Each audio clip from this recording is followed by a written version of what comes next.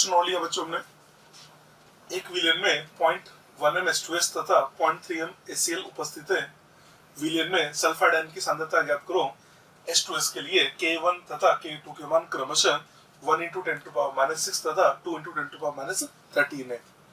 Question ये दे रखा है कि एक विलेन है, उस विलेन के अंदर 0.1 m तो H2S प्रेजेंट है और 0.3 m उसमें HCl प्रेजेंट है।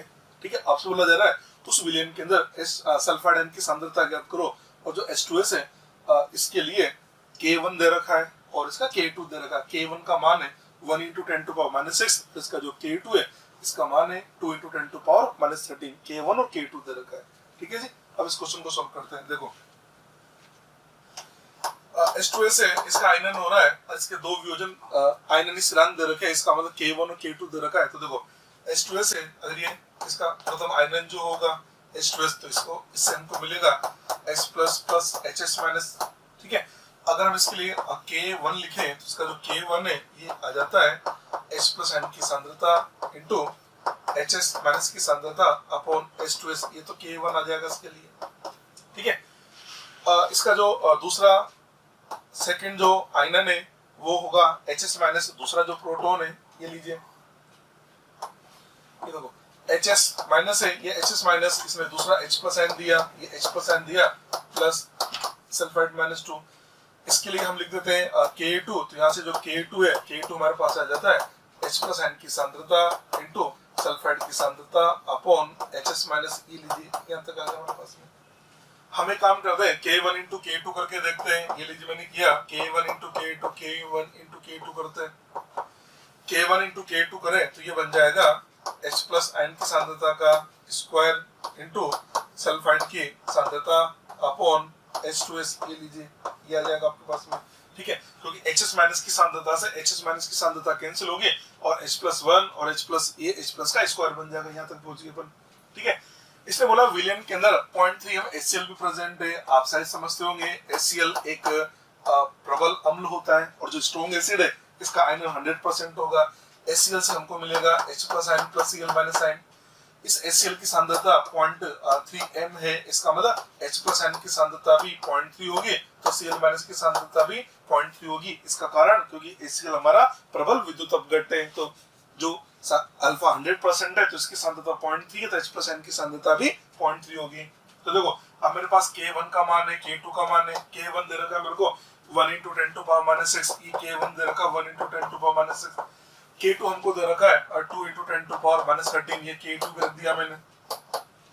H+ आयन की सांद्रता का स्क्वायर, H+ हमारे पास है 0.3, तो ये लीजिए हमने लिखा 0.3 × 0.3 इंटू सल्फाइड आयन की सांद्रता, ये सल्फाइड आयन की सांद्रता की अपॉन H2S की सांद्रता, और वो हमको दे रखी है 0.1 की 0.1 दे रखी है, और ऐसा करके हम यहाँ से सल्फाइड आयन की सांद्रता निकाल लेते हैं। ये सल्फाइड आयन की सांद्रता है। ठीक है, इसको सोल्व करके अगर सल्फाइड आयन की सांद्रता निकाली जाए तो ये बन जाता है हमारे पास में, इस पॉइंट्स को हटा देते हैं, इस पॉइंट से ये पॉइंट चला गया, इस पॉइंट को हटा दिया तो ये बन जाएगा हमारे पास में 10। ठीक है, सल्फाइड आयन चाहिए और 10⁻13 और 10⁻⁻6 किया तो 10 बनेगा -19 और इधर आ जाएगा तो 10⁻18, तो ये बन रहा है बेटा 2/9 × 10⁻18 m, ये हमारे पास आ जाएगी सल्फाइड आयन की सांद्रता। ये लीजिए ये क्वेश्चन सॉल्व हो जाएगा आपका। ठीक है, इस टाइप से इन क्वेश्चन को सॉल्व कर लिया जाता है। ठीक है जी, नेक्स्ट देते हैं क्वेश्चन ना। हाँ, नेक्स्ट आगे बढ़ते हैं, चैप्टर को आगे लेके चलते हैं। अब हम आपको बता रहे हैं जैसे दो दुर्बल अम्ल है या दो दुर्बल क्षार है तो उनकी आपेक्षिक सामर्थ्य, हेडिंग लिखा हमने, दो दुर्बल अम्ल का आपेक्षिक सामर्थ्य, या ऐसे बोल सकते हैं दो दुर्बल क्षार का आपेक्षिक सामर्थ्य। आपेक्षिक सामर्थ्य को बोल दिया जाता है रिलेटिव स्ट्रेंथ। तो पहले तो आपको ये समझ में आना चाहिए आपेक्षिक सामर्थ्य का मतलब क्या होता है। आपेक्षिक सामर्थ्य का मतलब ये होता है जैसे आपके पास दो दुर्बल अम्ल है, उन दोनों दुर्बल अम्लों की H+ आयनों की जो सांद्रता का अनुपात है उसको बोल दिया जाता है आपेक्षिक सामर्थ्य। आपेक्षिक सामर्थ्य, आपेक्षिक सामर्थ्य का क्या मतलब है, आपके पास दो दुर्बल अम्ल है तो दोनों दुर्बल अम्लों की H+ आयन की सांद्रता का जो अनुपात है उसको बोल दिया जाता है उनका रिलेटिव स्ट्रेंथ। ठीक है, तो हमने लिखा हाँ ये भी हो सकता है जो दुर्बल अम्ल हमने लिए दोनों की सांद्रताएं समान हो, नहीं भी हो तो भी कोई दिक्कत नहीं है। तो हमने लिखा समान सांद्रता वाले दो दुर्बल अम्लों की H+ आयनों की सांद्रताओं का अनुपात अम्लों का आपेक्षिक सामर्थ्य कहलाता है। तो आपेक्षिक सामर्थ्य का सीधा सीधा मतलब यह है, आपके पास दो दुर्बल अम्ल है, उन दोनों दुर्बल अम्लों के H+ आयनों की सांद्रताओं का जो अनुपात है वो कहलाएगा उनका रिलेटिव स्ट्रेंथ। मैंने मान लिया मेरे पास दो दुर्बल अम्ल है और दोनों की सांद्रता C समान सांद्रता है। पहला दुर्बल अम्ल है मेरे पास Ha1, माना दो दुर्बल अम्ल Ha1 तथा Ha2 है। एक दुर्बल अम्ल मेरे पास Ha1 है, दूसरा दुर्बल अम्ल मेरे पास Ha2 है, और पहला जो दुर्बल अम्ल है उसके आयनन की मात्रा अल्फा1 है और उसका आयनन स्थिरांक K1 है, और दूसरा जो दुर्बल अम्ल है उसके आयनन की मात्रा है अल्फा2 और आयनन स्थिरांक है K2। तो लिखा मैंने माना दो दुर्बल अम्ल Ha1 तथा Ha2 है जिनकी वियोजन की मात्रा क्रमशः अल्फा1 तथा अल्फा2 तथा आयनन स्थिरांक K1 तथा K2 है। ठीक है, अभी मैंने क्या बोला, रिलेटिव स्ट्रेंथ आपेक्षिक सामर्थ्य का मतलब उनके H+ आयनों की सांद्रताओं का अनुपात। तो हम ऐसे लिख सकते हैं ना, आपेक्षिक सामर्थ्य RS रिलेटिव स्ट्रेंथ बराबर H+1 अपॉन H+2, H+ आयनों की सांद्रता का अनुपात, यही होता है रिलेटिव स्ट्रेंथ। आप जानते हैं H+N की सांद्रता बराबर होती है C अल्फा, इसको लिखा मैंने H+1 की जगह लिखा C अल्फा1, इसकी जगह लिखा C अल्फा2, क्योंकि हमने मान लिया दोनों अम्लों की सांद्रताएं समान है। अगर समान नहीं हो तो C1 अल्फा1 अपॉन C2 अल्फा2 लिख देता। अच्छा, ये भी तो जानते हो ना H+N की सांद्रता एक तो होता है C अल्फा, एक ये भी तो होता है ना Ka into C की पावर 1/2, तो इसकी जगह ये भी लिख सकते हैं K1 into C की power 1/2 upon K2 upon K2 into C की पावर 1/2। ठीक है, ऐसे भी लिखा जा सकता है। ठीक है, चलिए जी नेक्स्ट स्टेप हम ऐसे लिखे H+1 अपॉन H+2 बराबर K1 अपॉन K2 के पावर बनेगा 1/2। यहाँ तक कोई दिक्कत नहीं है। अब इसका लोग ले लेते हैं, इसका लोग लिया तो बनेगा log H+1 minus log H+2 equal to 1/2 log K1 minus log K2। यहाँ तक पहुंच गए। पर देखो ये जो लिखा ना log H+n pH बराबर होता है माइनस log H+n, तो ये जो log H+1 लिखा हुआ है इसकी जगह लिख सकता हूं मैं माइनस pH1 और माइनस log H+2 की जगह लिखा pH2, तो ये बनेगा pH2 माइनस pH1। ये लीजिए pH2 माइनस pH1 आ जाएगा। सॉरी, आगे बढ़ते हैं। 1/2 की जगह 1/2 लिया हमने, माइनस log K2 इसकी जगह लिखा जाएगा pK2 और इसकी जगह लिखेंगे माइनस pK1, तो ये बनेगा pKa2 माइनस pK1/2। यहाँ तक आ गया तो हम इसे लिख सकते हैं pH2 minus pH1 upon pK2 minus pK1 equal to 1/2। ये रिलेशन आप याद कर लेना, कई बार हो सकता है आपसे रिलेशन में पूछ लिया जाए।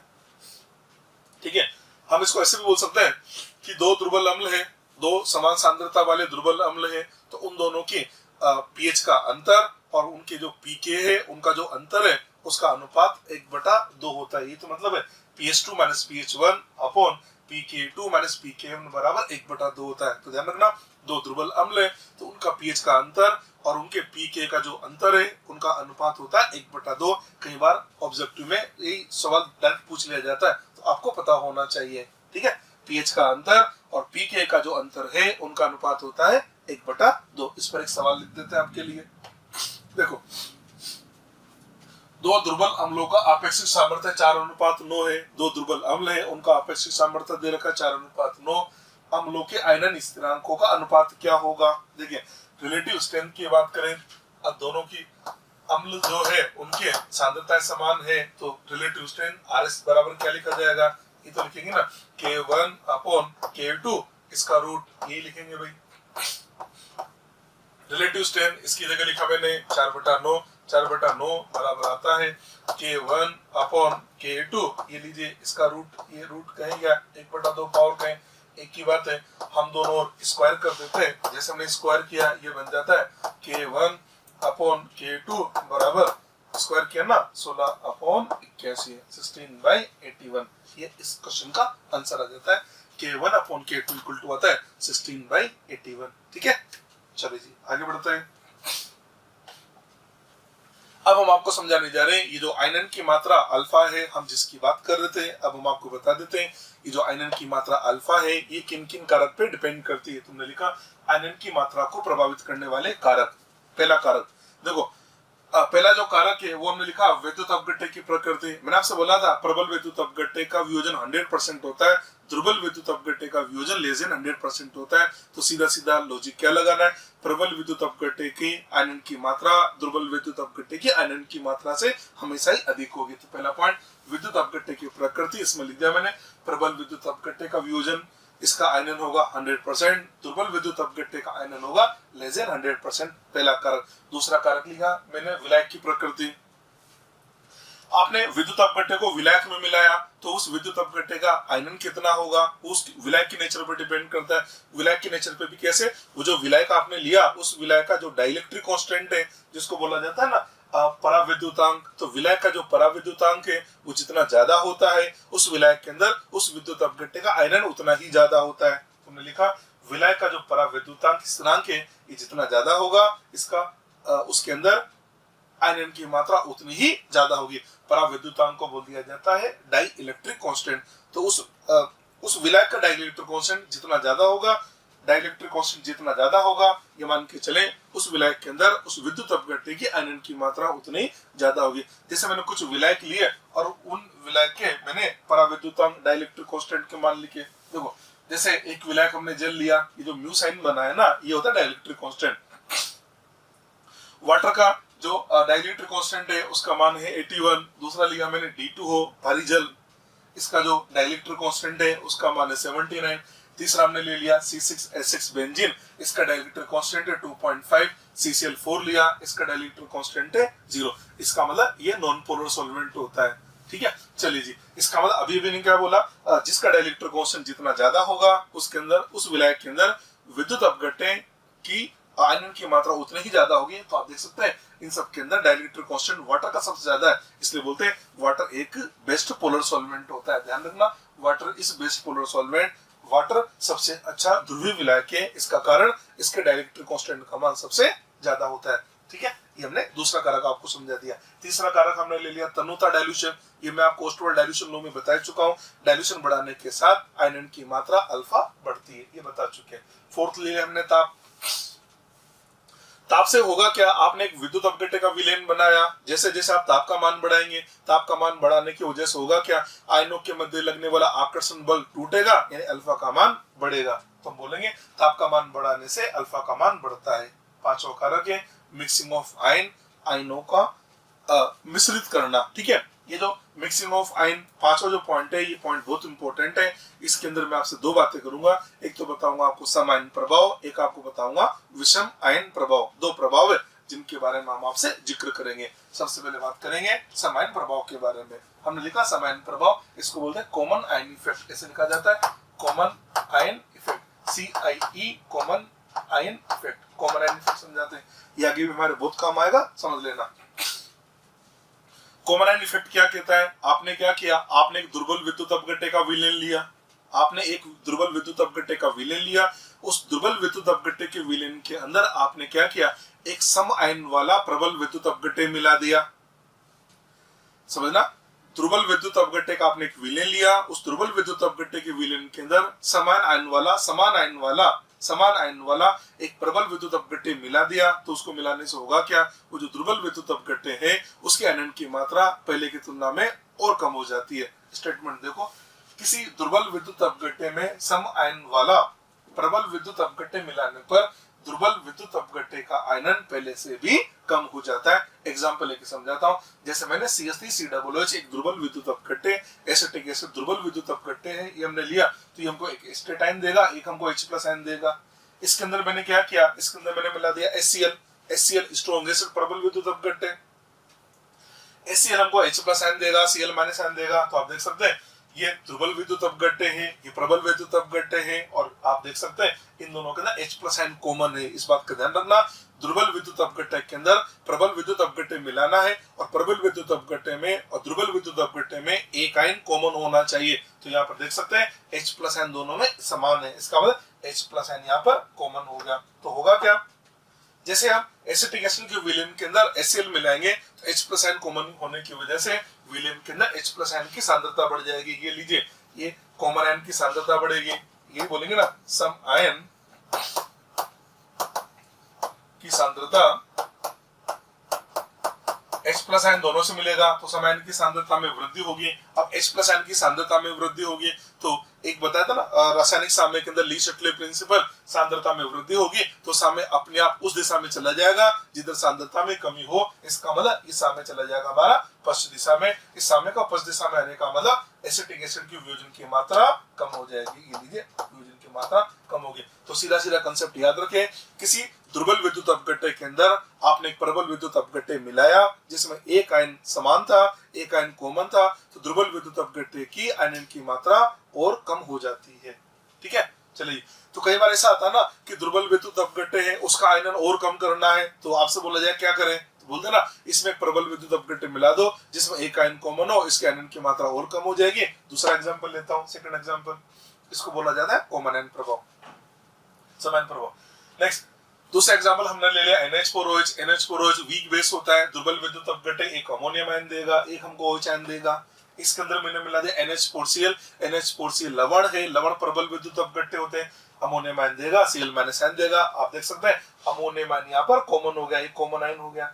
कॉमन आयन होने की वजह से विलीन में होगा क्या, अमोनियम आयन की सांद्रता में वृद्धि होगी। सांद्रता में वृद्धि होने की वजह से सामने आएगा पीछे, सामने पीछे आने की वजह से NH4OH की आयनन की मात्रा कम हो जाएगी। तो हमें आपको समान प्रभाव में यही तो होता है कि किसी दुर्बल विद्युत अपघट्य के अंदर आपने प्रबल विद्युत अपघट्य मिलाया जिसमें एक आयन कॉमन था, तो प्रबल विद्युत अपघट्य की आयनन की मात्रा और कम हो जाती है। इसको बोला जाता है समान प्रभाव। ठीक है जी।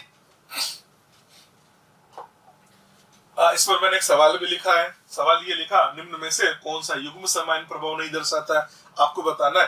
ये मैंने 8 पेयर बना दिए और आपको बोला जा रहा है कि समान प्रभाव इनमें से कौन बताएगा और कौन नहीं बताएगा। समान प्रभाव कौन बताएगा, तो नंबर 1 दुर्बल विद्युत अपघट्य हो और उस दुर्बल के अंदर प्रबल मिलाएंगे जिसमें एक आयन कॉमन हो। चलिए आते हैं HCl वीक एसिड, इसका मतलब दुर्बल विद्युत अपघट्य।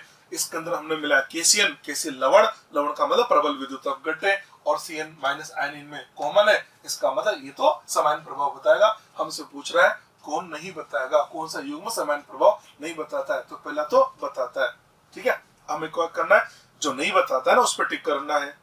ठीक है, समान प्रभाव नहीं दर्शाता है, पहला दर्शाता है। दूसरे पे चले, HCl लिया हमने, HCl क्या वीक एसिड है, मतलब दुर्बल विद्युत अपघट्य। इसके अंदर हमने मिला दिया HCl प्रबल अम्ल है, इसका मतलब ये दुर्बल विद्युत अपघट्य हो गया, ये प्रबल विद्युत अपघट्य हो गया, और H प्लस आयन इनमें कॉमन हो गया, इसका मतलब ये भी समान प्रभाव बताएगा। तीसरे पे चले, HClO4 प्रबल अम्ल होता है, ठीक है, और KClO4 लवण होता है। तो यार ये तो प्रबल विद्युत अपघट्य, उसमें भी प्रबल मिला दिया, तो इसमें तो समान प्रभाव नहीं हो सकता, क्योंकि समान प्रभाव कब होगा, अच्छा आयन तो इसमें कॉमन है ClO4, पर यहाँ पर दुर्बल विद्युत अपघट्य नहीं है ना। आपने HClO4 ले लिया, HClO4 तो प्रबल अम्ल होता है, जबकि वहां पर दुर्बल लेना चाहिए था। तो हम क्या बोलेंगे, तीसरा वाला समान प्रभाव नहीं दर्शाता है। आगे बढ़े, फोर्थ को चेक करें। AgOH एक दुर्बल क्षार होता है, इसका दुर्बल विद्युत अपघट्य। AgCl लवण मिला है, लवण प्रबल विद्युत अपघट्य, दुर्बल विद्युत अपघट्य में प्रबल विद्युत अपघट्य मिलाया जिसमें एक आयन कॉमन है, Ag आयन कॉमन हो गया, इसका मतलब फोर्थ वाला भी समान प्रभाव दर्शाता है। हमसे पूछा कौन नहीं बताता है, तो आप गलती कर देते हो, बताता है टिक लगा दिया, जबकि पूछ रहा है कौन नहीं बताता है, तो जो नहीं बता रहा है उस पर टिक लगाना है। नेक्स्ट लिया हमने पांचवा HCN एक दुर्बल अम्ल होता है, इसमें हमने मिला दिया HCOOH, पर ये भी दुर्बल है और ये भी दुर्बल है, पर जबकि क्या बोला था, दुर्बल में क्या मिलाना है, प्रबल मिलाना है, पर आपने दुर्बल में फिर दुर्बल मिला दिया, तो ये भी नहीं बताएगा। तो 5 नंबर वाला भी कॉमन आयन इफेक्ट नहीं बताएगा। छठे पे चले, CH3COOH एसिटिक एसिड एक वीक एसिड होता है, इसके अंदर हमने मिला दिया CH3COOH ने, इसका मतलब ये तो लवण है, तो दुर्बल विद्युत अपघट्य के अंदर प्रबल और एसिटाइन कॉमन हो गया, इसका मतलब छठा भी समान प्रभाव बताता है। हमको टिक करना है जो नहीं बताता है। सातवें पे चले, HCl आपका स्ट्रॉन्ग एसिड है, NaCl ये लवण है, दोनों प्रबल, तो ये भी कॉमन आयन प्रभाव नहीं बताएगा, 7 नंबर भी नहीं बताता है। 8 नंबर NaOH क्या है, प्रबल क्षार है, NaCl ये भी प्रबल है, दोनों प्रबल, तो 8वां नंबर का भी समान प्रभाव नहीं दर्शाता है। इस प्रकार से एग्जाम में सवाल पूछ लिया जाता है, कौन समान प्रभाव बताएगा, कौन नहीं बताएगा, बच्चों आराम से आंसर दिया जा सकता है। ठीक है, ये तो हमने आपको समान प्रभाव बता दिया है। अब हम आपको समझा रहे विषम आयन प्रभाव। मिक्सिंग ऑफ आयन के अंदर 2 पॉइंट है, एक तो है समान प्रभाव, एक हमारे पास है विषम आयन प्रभाव। अब मैं आपको विषम आयन प्रभाव ओड आयन इफेक्ट समझा देता हूँ। विषम प्रभाव क्या कहता है, आपने एक दुर्बल विद्युत अपघट्य का विलयन लिया, उस दुर्बल विद्युत अपघट्य के अंदर आपको एक विद्युत अपघट्य मिलाना है जिसके अंदर एक आयन विषम हो, सम नहीं विषम होना चाहिए। किसी दुर्बल विद्युत अपघट्य के विलयन में, किसी दुर्बल विद्युत अपघट्य के विलयन में विषम आयन वाला विद्युत अपघट्य मिलाने पर दुर्बल विद्युत अपघट्य की आयनन की मात्रा बढ़ जाती है। यहाँ पर क्या होगा, आयनन की मात्रा बढ़ेगी, कॉमन आयन में कम होगी और विषम आयन के अंदर बढ़ती है। एग्जांपल लेके समझाता हूँ। CH3COOH ये एक्स्ट्रा आयन देगा, एक H+ आयन देगा, हमने इसके अंदर मिला दिया NOH, NOH क्या देगा, Na+ और OH आयन देगा। तो देखो ये H+ आयन हुआ और इसने OH आयन दिया, विषम दे दिया ना, एसिड बेस विषम आयन। तो होगा क्या, इसका H+ आयन, इसका जो H+ आयन है ये इसके OH- आयन से क्रिया करके और H2 बनाएगा, ये H2 बना लिया। इसकी वजह से होगा क्या, H+ आयन की सांद्रता में कमी होगी, H+ आयन की सांद्रता में कमी होगी तो सामने हमारा आगे चला जाएगा। इसका मतलब एसिटिक एसिड के आयनन की मात्रा में वृद्धि हो जाएगी। तो कुल मिला के बात ये, समान प्रभाव होगा तो आयनन की मात्रा में कमी होगी, विषम प्रभाव होगा तो आयनन की मात्रा में वृद्धि होगी। विषम कैसे देखना है, एक दुर्बल विद्युत अपघट्य का विलयन है, उसके अंदर क्या करना है, एक ऐसा विद्युत अपघट्य मिलाना है जिसके अंदर एक आयन विषम होना चाहिए, उसको बोला जाता है विषम आयन प्रभाव। ठीक है जी। अब बच्चों हम आपको आगे वाटर के बारे में समझाते हैं। तो वाटर के बारे में बहुत सारे पॉइंट हैं, आप सभी समझते होंगे कि वाटर पे हमें H+ आयन मिलेगा, OH आयन मिलेगा, न्यूट्रल होता है। तो इसके बारे में बहुत सारी जानकारी मेरे को आपको देनी है। एक तरह से यूँ समझो कि हमको वाटर की जो पूरी जन्म कुंडली है उसका जो बायोडेटा है वो आपको बताना है। तो मैंने इसको हेडिंग लिख दिया, बायोडेटा ऑफ वाटर, वाटर का बायोडेटा, बायोडेटा ऑफ वाटर। ठीक है, चलिए जी। सबसे पहले बात तो ये बता देते हैं कि वाटर न्यूट्रल होता है। तुमने लिखा nature of water is neutral, मतलब वाटर उदासीन होता है। पॉइंट लिखा हमने, nature of water is neutral. ठीक है, अब न्यूट्रल का मतलब आप समझते हैं, मैंने जब पीएच स्केल बताया था ना तो बोला था न्यूट्रल पॉइंट पीएच बराबर 7 पे आता है। ये काम था 25 डिग्री पर, या हमें से बोल सकते हैं 25 डिग्री सेल्सियस पर वाटर के लिए पीएच और पीओएच का मान 7 के बराबर होगा। अरे वाटर न्यूट्रल है ना, न्यूट्रल का मतलब इसका पीएच कितना हुआ, 7 होता है। तो वाटर का पीएच और पीओएच दोनों 7 होते हैं 25 डिग्री पर। तो हम लिखा 25 डिग्री पर पीएच बराबर पीओएच बराबर 7 होता है। चलो जी, इसका मतलब पीएच कितना है, 7 है।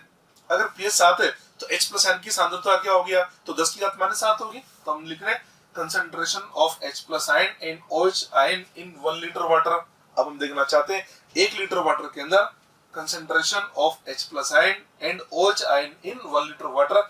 1 लीटर जल में H+ तथा OH आयन की सांद्रता, देखो पीएच कितना है, 7 है, तो H+ आयन की सांद्रता होगी 10⁻⁷। तो हम लिख देंगे H+ आयन की सांद्रता है 10⁻⁷ मोल पर लीटर और OH आयन की सांद्रता भी है 10⁻⁷ मोल पर लीटर। ये मतलब हुआ। अच्छा, H+ आयन की सांद्रता कितनी है, 10⁻⁷ मोल पर लीटर। इसका मतलब ये हुआ 1 लीटर जल के अंदर 10⁻⁷ मोल H+ आयन होंगे। OH आयन की सांद्रता है 10⁻⁷ मोल पर लीटर। इसका मतलब ये हुआ 1 लीटर जल के अंदर 10⁻⁷ मोल OH आयन प्रेजेंट है। तो हम ऐसे बोल सकते हैं ना, number of H+ and OH ion in 1 litre solution. इसका मतलब 1 लीटर वाटर के अंदर, 1 लीटर वाटर के अंदर कितने H+ आयन होंगे और कितने OH आयन होंगे। तो ये लिखा ना, 1 लीटर वाटर के अंदर 10⁻⁷ मोल H+ आयन होंगे। 10⁻⁷ तो मोल है, संख्या कितनी होगी, तो Na से मल्टीप्लाई कर दो। हमने लिखा ना 1 लीटर जल के अंदर H+ आयन की संख्या होती है 10⁻⁷ इंटू Na और OH आयन की संख्या होती है 10⁻⁷ इंटू Na। ये मैंने 1 लीटर वाटर के अंदर ये बता दिया कितने H+ आयन होंगे और कितने OH आयन होंगे। ये सारी बातें कर रहा हूँ 25 डिग्री पर, क्योंकि 25 डिग्री पर न्यूट्रल पॉइंट 7 होता है। Clear point. अगला पॉइंट देखो, अब हमको लिखना है मोलर कंसंट्रेशन ऑफ वाटर, या इसको बोल सकते हैं जल की मोलर सांद्रता। जल की मोलर सांद्रता, जल की मोलर सांद्रता कहें या ऐसे बोल सकते हैं molar concentration of water. Water के मोलर कंसंट्रेशन आप जानते हैं, प्योर जो वाटर है उसका डेंसिटी 1 ग्राम पर ml होता है। अब डेंसिटी 1 ग्राम पर ml है, तुमसे पूछा जाए mass of 1 litre water, 1 litre जल का मास कितना होगा। 1 लीटर का मतलब 1000 ml। अगर डेंसिटी 1 ग्राम पर ml है तो इसका मतलब 1 लीटर जल का मास यार 1000 ग्राम होगा। डेंसिटी अगर 1 ग्राम पर ml है तो 1 लीटर वाटर का मतलब 1000 मिलीलीटर वाटर का भार कितना होगा, तो 100 ग्राम होगा। तो 1 लीटर वाटर का भार कितना हुआ, 100 ग्राम हुआ। मोल कितने हुए, तो मोल बराबर ग्राम में भार अपॉन अणुभार। 1000 में 18 का भाग लगा दिया तो 55.5 आ गया। इसका मतलब ये हुआ 1 लीटर जल के अंदर 1 लीटर जल के अंदर जल के 55.5 मोल है। और मोलर सांद्रता यही तो होती है ना 1 लीटर के अंदर मोलों की संख्या। तो 1 लीटर में कितने मोल है 55.5, इसलिए बोल दिया जाता है जल की मोलर सांद्रता होती है 55.5 मोल प्रति लीटर। अब आपको याद करना ही लिख दिया मैंने, H2 की मोलर सांद्रता बराबर 55.5 मोल प्रति लीटर। ठीक है, चलिए आगे बढ़ते हैं। इसका मतलब ये हुआ 1 लीटर जल के अंदर 1 लीटर जल के अंदर जल के कितने मोल होंगे तो 55.5 होंगे। हाँ, अगर हमसे बोला जाए 1 लीटर जल के अंदर जल के कितने अणु होंगे तो मोल तो 55.5 है, अणु कितने होंगे तो मोलों को हम अगर Na से गुणा करें तो हमारे पास में अणु की संख्या भी तो आ जाएगी ना। तो हमने लिखा number of H2O molecule in 1 litre water, 1 litre जल में अणुओं की संख्या।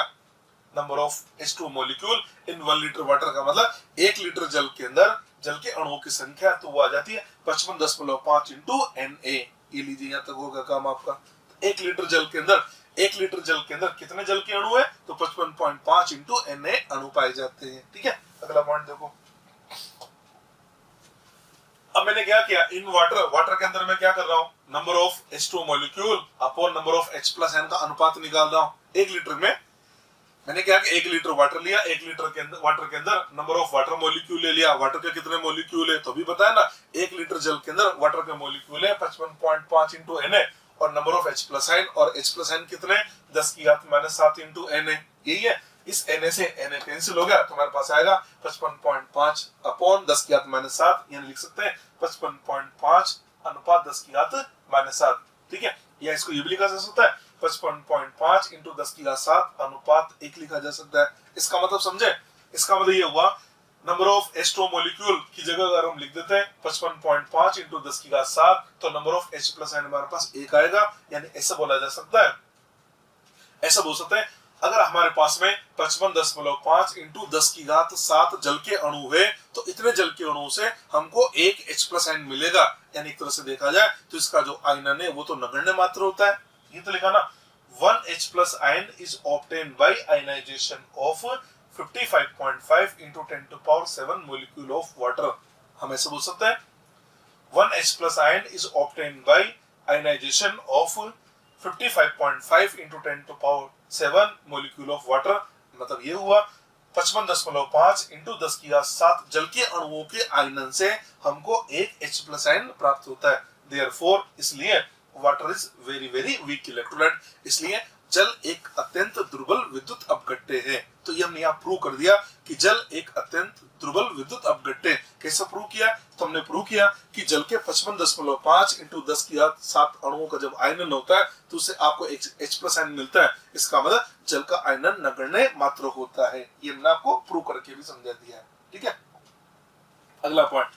अब हमने बोला जल का जो आयनन है वो बहुत ही कम होता है। अब कितना होता है तो उसको हम ज्ञात कर रहे हैं। तो अब हम लिख रहे हैं degree of ionisation of water, जल के आयनन की मात्रा अल्फा। देखो H2O जल है, आयनन होगा, H प्लस N मिलेगा, OH N मिलेगा, T बराबर 0 हमने बोला। इसकी सांद्रता C है, ये 0 होगा। सामने पर C माइनस C अल्फा और ये C अल्फा हो गया।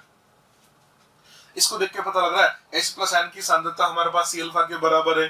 25 डिग्री पर अगर बात करें तो 25 डिग्री पर H प्लस N की सांद्रता होती है 10⁻⁷ बराबर C अल्फा। C का मतलब जल की मोलर सांद्रता वो 55.5 होता है इंटू अल्फा। यहाँ से अल्फा निकाले तो अल्फा आ रहा है 1.8 इंटू 10⁻⁹। अगर आपसे बोला जाए प्रतिशत वियोजन की मात्रा क्या होगी तो आंसर देंगे 1.8 इंटू 10⁻⁷। ये हमने जल के आयनन की मात्रा निकाल ली। आप देख सकते हैं जल के आयनन की मात्रा है 1.8 इंटू 10⁻⁹। ये बहुत ही कम होता है, इससे बोलते हैं जल का आयनन नगण्य मात्र होता है। अगर आपसे पूछा है होता कितना है तो आंसर दे देंगे 1.8 इंटू 10⁻⁹ होता है। ये हमने आपको जल के आयनन की मात्रा को समझा दिया है। ठीक है, नेक्स्ट ले रहा हूं मैं आयनाइजेशन कांस्टेंट ऑफ वाटर, जल का आयनन स्थिरांक। अब आयनन की मात्रा है तो आयनन स्थिरांक भी होगा। तो हमने लिखा जल का आयनन स्थिरांक के, जल का आयनन स्थिरांक, आयनाइजेशन कांस्टेंट का मतलब आयनन स्थिरांक। ये हमने जल का आयनन स्थिरांक की बात कर रहा हूं मैं अब आपसे। ठीक है, H2O से हमने H प्लस OH N बना दिया तो जल का आयनन स्थिरांक K क्या लिखोगे, उत्पाद की सांद्रता अपॉन क्रियाकारक की सांद्रता, H plus OH minus upon H2O। H plus N की सांद्रता की जगह लिखा 10⁻⁷, OH आयन की सांद्रता भी 10 की घात -7 और H2O की सांद्रता 55.5। तो यहाँ से K बराबर आता है 1.8 इंटू 10⁻16। तो हम बोल सकते हैं जल का जो आयनन स्थिरांक है इसका मान होता है 1.8 इंटू 10⁻16। ये जल का आयनन स्थिरांक होता है। ठीक है, नेक्स्ट ले रहा हूं मैं आयनिक प्रोडक्ट ऑफ वाटर। जल का आयनिक गुणनफल, आयनिक प्रोडक्ट को बोला जाता है आयनिक गुणनफल, आयनिक गुणनफल KW बोलते हैं आयनिक गुणनफल। अब हम आपको समझा रहे हैं जल का आयनिक गुणनफल, ionic product of water KW। ठीक है, समझना। अभी जो बताया था वो आयनिक गुणनफल नहीं बताया था, अभी बताया था आयनन स्थिरांक। अब ले रहा हूं आयनिक गुणनफल, समझना। H2 से H plus into OH ion बनेगा तो K बराबर क्या लिखूंगा, H plus into OH minus upon H2। यहाँ तो कोई दिक्कत नहीं। इस H2 को मैंने इधर मल्टीप्लाई कर दिया तो क्या बनेगा, K इंटू H2 बराबर H plus into OH ion बनेगा। यहाँ पर K क्या है, तो K जल का आयनन स्थिरांक है। अभी समझाया था वाटर की जो सांद्रता है वो नियत होती है और इसका नियत मान होता है 55.5। इसका मतलब K भी नियतांक है और H2 की सांद्रता भी नियतांक है। नियतांक को नियतांक से गुणा करेंगे तो नया नियतांक आएगा, उस नए नियतांक को बोल दिया जाता है जल का आयनिक गुणनफल और उसको लिखा जाता है KW। इन दोनों की जगह लिखा हमने KW। तो KW बराबर आ रहा है H प्लस आयन की सांद्रता इंटू OH आयन की सांद्रता, ये KW आ जाएगा। और KW किसके बराबर है, KW बराबर आता है K इंटू वाटर की सांद्रता के। ठीक है, इसका मतलब इन दोनों को देखने से क्या पता लगा, अगर आपसे पूछा जाए कि KW और K इनमें से कौन बड़ा होता है, तो ऑब्वियस सी बात है KW ही K से बड़ा होगा, क्योंकि K को वाटर की सांद्रता 55.5 से गुणा करेंगे तब जाके हमारे पास आएगा KW। तो ध्यान रखना जल का जो आयनिक गुणनफल है उसका मान हमेशा ही जल के आयनन स्थिरांक से ज्यादा होता है। KW is greater than K always. ठीक है, अब देखो अब KW किसके बराबर आ गया, KW बराबर आ गया H प्लस आयन की सांद्रता इंटू OH आयन की सांद्रता, इसके बराबर आ गया। इसका लॉग ले लेते हैं, इसका लॉग लिया तो क्या लिखूंगा, log KW बराबर log H plus log OH minus, इस पूरे को माइनस से मल्टीप्लाई कर दो तो आ जाता है माइनस log KW बराबर minus log H plus minus log OH minus log KW को लिखा मैंने PKW minus log H plus को लिखा मैंने PH और माइनस log OH को लिखा मैंने POH। तो मैं लिख सकता हूँ PKW बराबर PH प्लस POH। ये लीजिए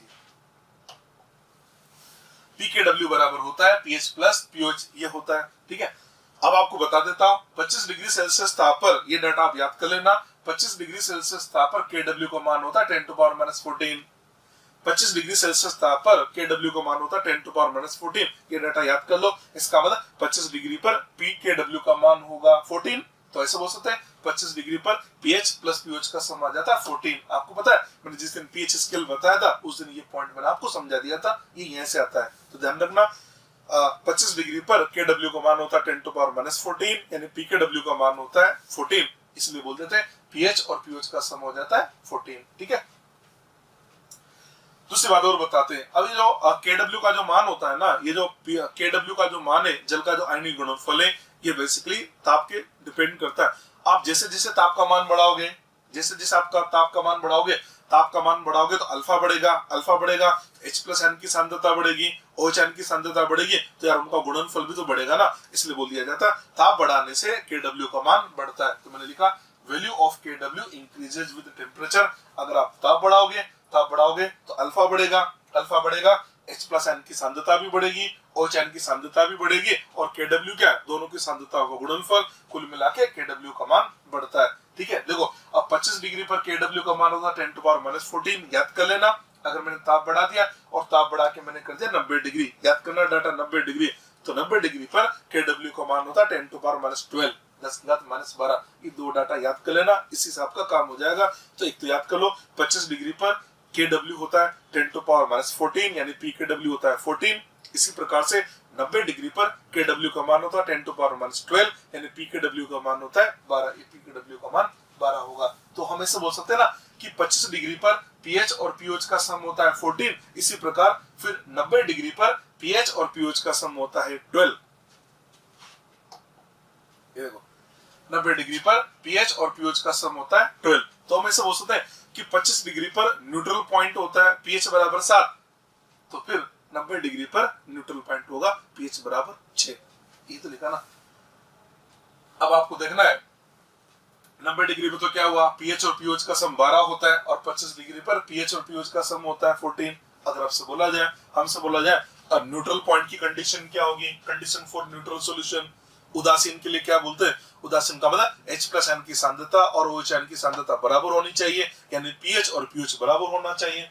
H+N की सांद्रता OH की सांद्रता बराबर होनी चाहिए। तो अगर 25 डिग्री पर बात करें H+ और OH की सांद्रता मतलब 10⁻⁷, तो हम ऐसा बोल सकते हैं कि 25 डिग्री पर न्यूट्रल पॉइंट pH बराबर 7 होता है। इसी प्रकार अगर हम 90 डिग्री पे चले तो 90 डिग्री पे क्या लिखेंगे? H+N की सांद्रता बराबर OH की सांद्रता बराबर 10⁻⁶, यानी बोल देंगे pH बराबर pH बराबर 6, या ऐसे बोल सकते हैं pH और pH का जो pH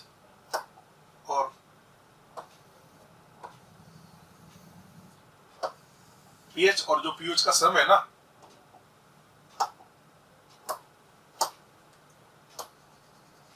pH और pH का जो सम है वो आपके पास में आ जाता है 12, या ऐसे बोलते हैं pH और pH दोनों ही बराबर होते हैं। ये लिख दिया ना हमने, pH बराबर pH बराबर हो जाएगा 6, ये pH 6 हो जाएगा। तो अब इस पॉइंट समझ लीजिए, 25 डिग्री पर न्यूट्रल पॉइंट होता है pH बराबर 7, 90 डिग्री पर न्यूट्रल पॉइंट होता है pH बराबर 6, यानी जैसे जैसे आप ताप का मान बढ़ाओगे, जैसे जैसे आप ताप का मान बढ़ाओगे न्यूट्रल पॉइंट कम होता चला जाता है। यानी 100 डिग्री पर अगर बात करें तो 100 डिग्री पर जो pH न्यूट्रल पॉइंट होगा ना वो 6 से भी कम होगा। तो ऐसा सवाल पूछ लिया जाता है कि सुनो, ऐसा सवाल आपसे पूछा कि 25 डिग्री सेल्सियस ताप पर एक विलेन है जिसका pH है 7.1, तो बताओ उसकी अम्लीय प्रवृत्ति होगी या क्षारीय प्रवृत्ति होगी? तो 25 डिग्री पर न्यूट्रल पॉइंट 7 होता है, तो 7 से ज्यादा pH होगी, इसका मतलब वो क्षारीय प्रवृत्ति का होगा। दूसरा सवाल आपसे पूछा, आपसे बोला 90 डिग्री सेल्सियस ताप पर, 90 डिग्री सेल्सियस ताप पर एक विलेन का pH 6.5 है, 90 डिग्री सेल्सियस ताप पर एक विलेन का pH 6.5 है, बताओ इस विलेन की प्रकृति कैसी होगी? अब सबसे पहले तो 90 डिग्री पर न्यूट्रल पॉइंट तो 6 होगा, तो 6.5 का मतलब 6 से ज्यादा, तो मान से देंगे क्षारीय प्रवृत्ति का होगा, यानी pH 6.5 होने के बाद भी वो बेसिक नेचर का। कारण अब टेम्परेचर हमारा 90 डिग्री है और 90 डिग्री पर न्यूट्रल पॉइंट होता है 6, तो 6 से ज्यादा pH तो बेसिक होगा और 6 से कम pH तो एसिडिक होगा, क्योंकि जो न्यूट्रल पॉइंट होता है, जो भी न्यूट्रल पॉइंट होता है ना, उससे pH अगर कम होगी तो मतलब वो एसिडिक नेचर का होगा, अगर उस न्यूट्रल पॉइंट से pH ज्यादा होगी तो फिर वो बेसिक नेचर का होगा। तो जब सवाल आए तो या तो 25 का पूछता है या 90 डिग्री का पूछता है, तो सवाल को अच्छे से पढ़ लेना बेटा। ओके।